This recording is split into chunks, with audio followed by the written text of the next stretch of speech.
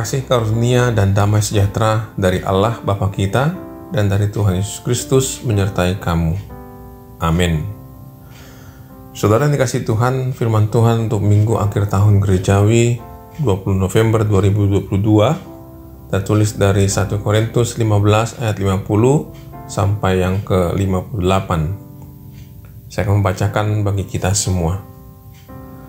Saudara-saudara, inilah yang hendak kukatakan kepadamu, yaitu bahwa daging dan darah tidak mendapat bagian dalam kerajaan Allah, dan bahwa yang binasa tidak mendapat bagian dalam apa yang tidak binasa.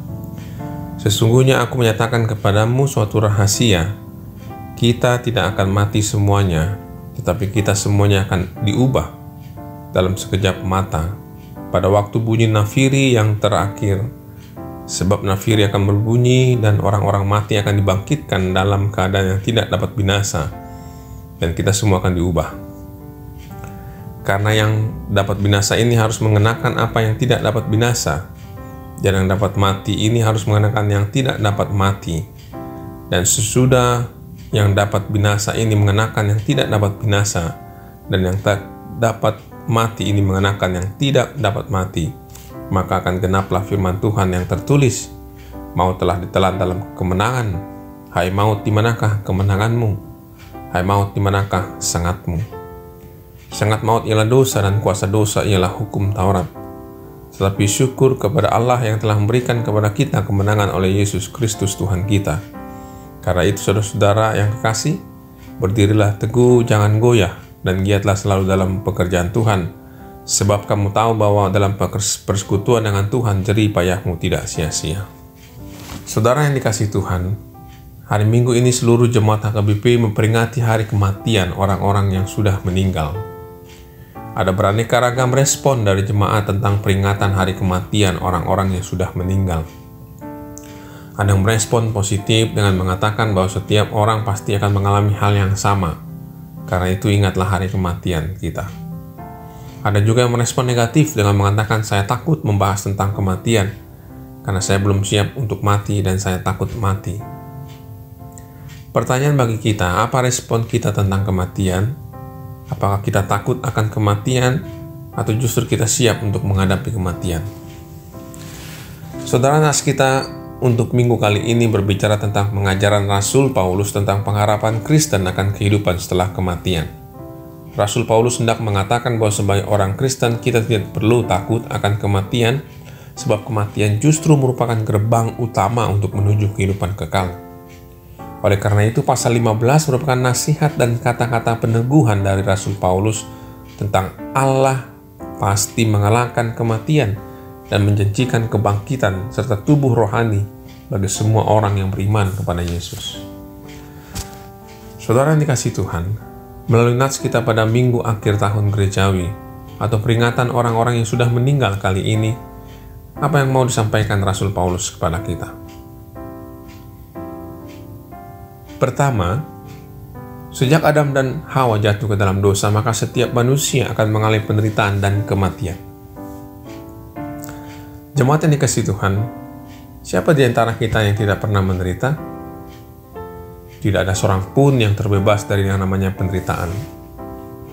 Mau dia anak balita, pelajar, pengangguran, tukang beca, supir, jualan sayur, jualan pakaian, polisi, pengacara, dokter, pengusaha, sintua, ketua pengumuman kategorial, bahkan eporus sekalipun tidak kebal dan penderitaan. Laki-laki dan perempuan, anak-anak, dewasa, tua, kakak, adik, satu marga, hula-hula, tulang, namboru, budak, bapak tua, opung, dan lain-lain, tidak ada lagi yang setia terhadap Allah dan hukumnya.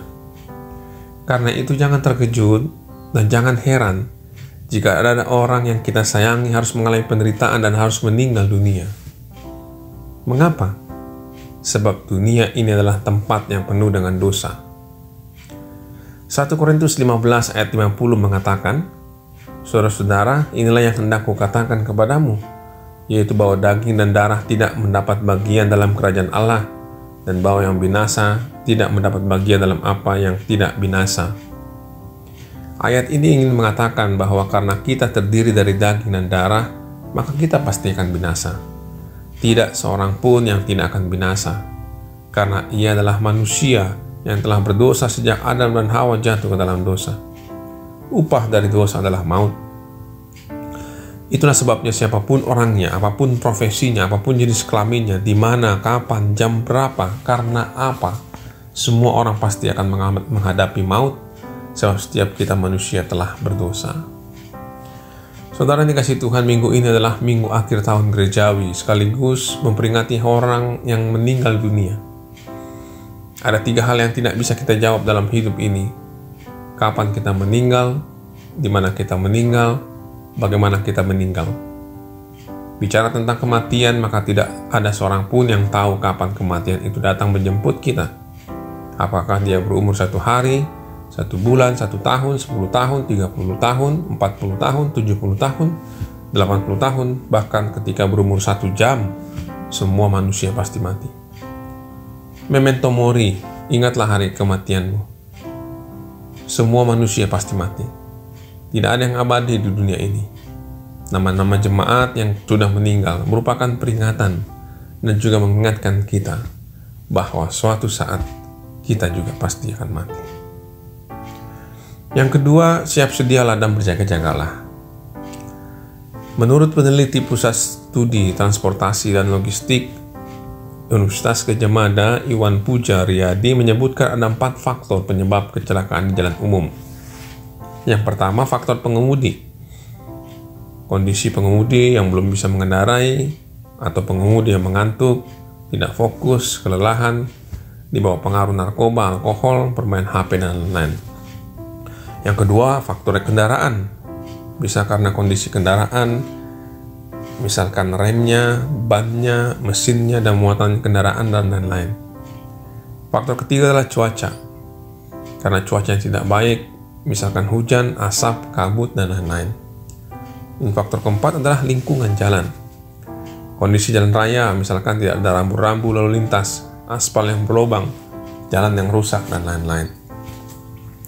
Dari studi ini maka dapat disimpulkan bahwa yang paling penting agar tidak terjadi kecelakaan adalah siap sedialah dan berjaga-jagalah. Saudara, kita tahu bahwa ada gereja yang mengajarkan kepada jemaatnya teologi sukses.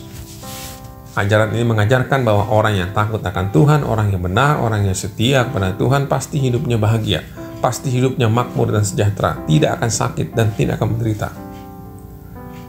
Dan kita juga ketahui ada pernyataan-pernyataan yang mengatakan muda senang-senang, mati masuk surga. Atau yang mengatakan nikmatilah masa mudamu, kalau sudah tua tidak bisa lagi. Saudara, kalau kita lihat status-status di media sosial, baik di Facebook, Instagram, Twitter, WA, dan lain-lain, banyak sekali orang-orang yang memberikan pernyataannya, yang ingin menunjukkan bahwa dirinya bijaksana dan orang yang benar. Semua orang sudah menjadi guru agama dan sudah menjadi orang yang berhikmat. Yang luar biasanya lagi, banyak orang yang membuat statusnya di media sosial dengan menggunakan ayat-ayat Alkitab dan kalimat-kalimat Alkitab untuk menyerang dan membalas status orang lain. Hari ini kita diingatkan agar jangan kaget. Orang-orang seperti itu pasti akan ada selalu di sekitar kita. Tantangan, godaan, ajaran-ajaran yang salah pasti akan hadir selalu di tengah-tengah dunia kita. Kita akan selalu diajak, dirayu, digoda untuk mengikut mereka. Dan sesungguhnya pada akhirnya kita akan mati dalam dosa. Ada banyak faktor yang membuat manusia jatuh ke dalam dosa sehingga meninggalkan iman, kepercayaan kepada Tuhan. Oleh sebab itu berjaga-jagalah, waspadalah, berhati-hatilah. Waspadalah dan berjaga-jagalah yang dimaksud adalah tetaplah setia terhadap iman kita. Tetaplah melakukan yang baik. Jangan goyah, jangan terpengaruh dengan perkataan orang lain dan ajaran orang lain. Selalulah giat dalam pekerjaan Tuhan dan perkataan Tuhan Yesus. Sebab persekutuan dengan Tuhan tidak sia-sia. Dan yang ketiga, di dalam Yesus Kristus ada kemenangan.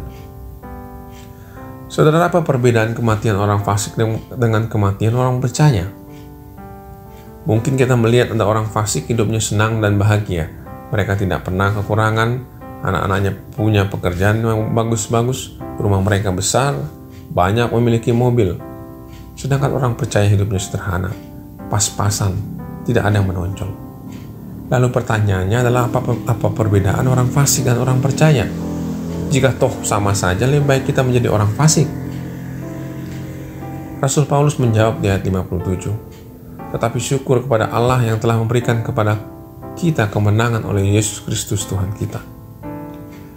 Rasul Paulus ingin menyampaikan bahwa kematian orang percaya merupakan gerbang utama menuju kehidupan baru, sedangkan kematian orang fasik adalah akhir dari segalanya, ia akan binasa. Karena itu kita tidak perlu cemburu dan sakit hati pada orang-orang fasik. Jika selama ini ada yang bertanya-tanya mengapa ada orang jahat, penindas, perampok, penipu, pemfitnah, pendendam, pembawa perpecahan, koruptor, pembunuh, sombong, sok kuasa, dan tidak punya harga diri, tetap makmur dan terhindar dari hukuman. Saudara, pernahkah kita mengeluh kepada Tuhan? Tuhan, kayaknya Tuhan itu tidak adil. Mengapa ada orang mati dulu yang baik harus mati duluan, tetapi orang jahat kok nggak mati-mati ya? Hari ini kita diingatkan kembali bahwa jangan cemburu, jangan kecewa, jangan putus asa. Orang yang setia pada pekerjaan Tuhan, orang yang berdiri teguh dan setia percaya kepada Tuhan, maka ia akan memperoleh upah yang besar, yaitu kehidupan kekal. Hidup orang percaya bukan untuk sekarang, namun untuk masa depan, yaitu kehidupan kekal. Meskipun kita mati, namun kematian itu tidak menelan kita, sebab Tuhan Yesus telah mengalahkan maut dan mengubahnya menjadi kemenangan yang kekal. Dan itulah penghiburan dan kekuatan kita, orang-orang percaya, untuk menjalani kehidupan ini. Saudara, hari ini seluruh gereja HKBP yang ada di dunia ini memperingati jemaat-jemaat yang sudah meninggal. Peringatan ini bukan untuk mengungkit kembali masa sedih dan luka batin, namun justru peringatan ini mau mengingatkan kita bahwa semua telah berdosa dan kita semua akan merasakan apa yang dirasakan orang-orang yang telah mendahulu kita. Kita semua di sini dan di luar gereja ini pasti akan meninggalkan dunia ini. Suatu saat kita pasti akan meninggalkan istri, meninggalkan suami, meninggalkan anak-anak yang kita sayangi, meninggalkan keluarga, dan akhirnya nama kita juga akan disebut di tengah-tengah gereja. Tidak ada yang luput dari yang namanya kematian. Kita hanya menunggu antrian dari Sang Pemilik hidup ini. Kapan dan di mana, bagaimana caranya, Tuhanlah yang tahu. Tugas kita adalah siap-siaplah menunggu panggilan Sang Pencipta dengan melakukan tugas kita dan tanggung jawab kita sebagai orang tua, sebagai anak, sebagai abang atau sebagai adik, sebagai keluarga, sebagai jemaat, dan sebagai masyarakat dan umat Tuhan. Iman kita akan selalu diuji melalui saat-saat sulit dan pertanyaan-pertanyaan yang muncul dalam hati kita. Yang terpenting adalah kita harus terus memuji Allah dan meyakini bahwa Allah lah satu-satunya sumber kekuatan dan satu-satunya juru selamat manusia. Amin.